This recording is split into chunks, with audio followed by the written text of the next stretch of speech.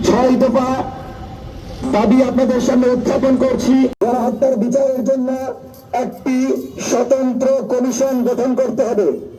শহীদদের তালিকা ও পরিবারের তথ্য কমিশনের নির্ধারিত ওয়েবসাইটে প্রকাশ করতে হবে, যাতে সত্য স্বচ্ছ তথ্য লুকানো না থাকে।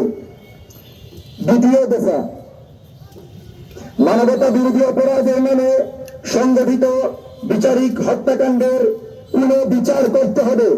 যাদের অন্যায়ভাবে সাজা দেওয়া হয়েছে তাদের অবিলম্বে নির্দোষ ঘোষণা করতে হবে।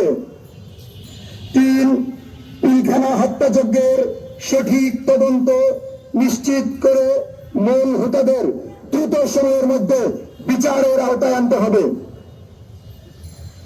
4 নম্বর, গণজাগরণ মঞ্চ সৃষ্টি করে যা ফ্যাসিবাদ ক্যাম্প করেছিল, যেটা মব সৃষ্টি করেছিল, তাদের প্রত্যেককে ইন্টারিম থাকাকালীন বিচারের আওতায় আনতে হবে।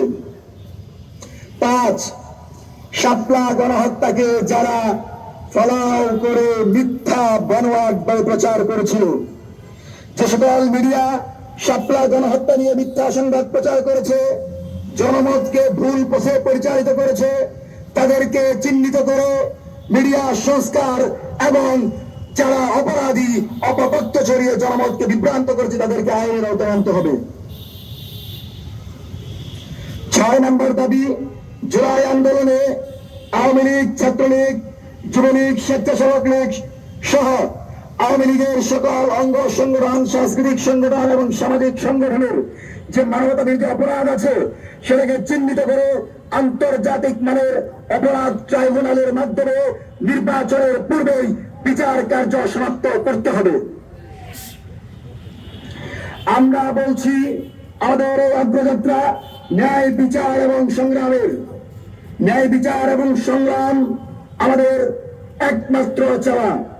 শহীদদের রক্তকে আমরা আমাদের জন্য অনুপ্রেরণা মনে করি।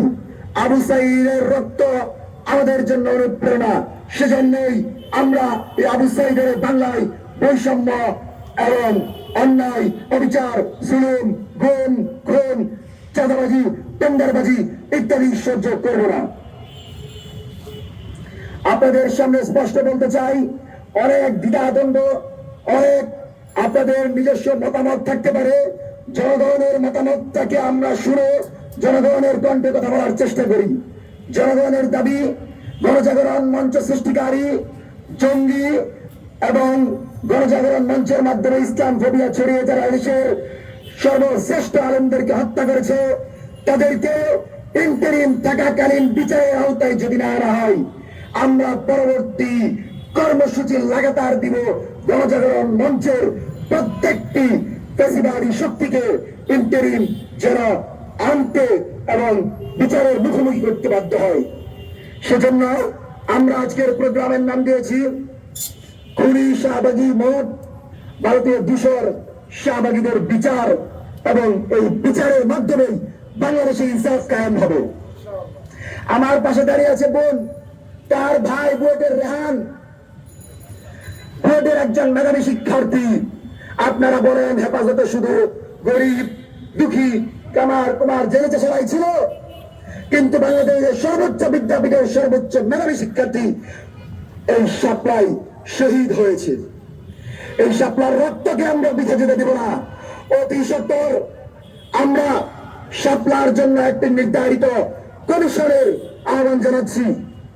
সাংবাদিক বন্ধুদেরকে আমাদের এই 6 দফা ইন্টারিমের কাছে পৌঁছে দেওয়ার মাধ্যমে মঞ্চ 24-এর যে অগ্রযাত্রা, যে লক্ষ্য উদ্দেশ্য, সেটিকে জাতির সামনে পেশ করার আহ্বান জানাচ্ছি। আজকের এই অনুষ্ঠানে উপস্থিত হওয়ার জন্য সকলকে ধন্যবাদ জানিয়ে মঞ্চ 24-এর আহ্বায়ক হিসেবে সকলের প্রতি কৃতজ্ঞতা প্রকাশ করছি এবং আজকের অনুষ্ঠান এখানে সমাপ্ত করছি। আমার নাম ফাহিম ফারুকী, রাজশাহী বিশ্ববিদ্যালয় মঞ্চ 24-এর আহ্বায়ক। ধন্যবাদ।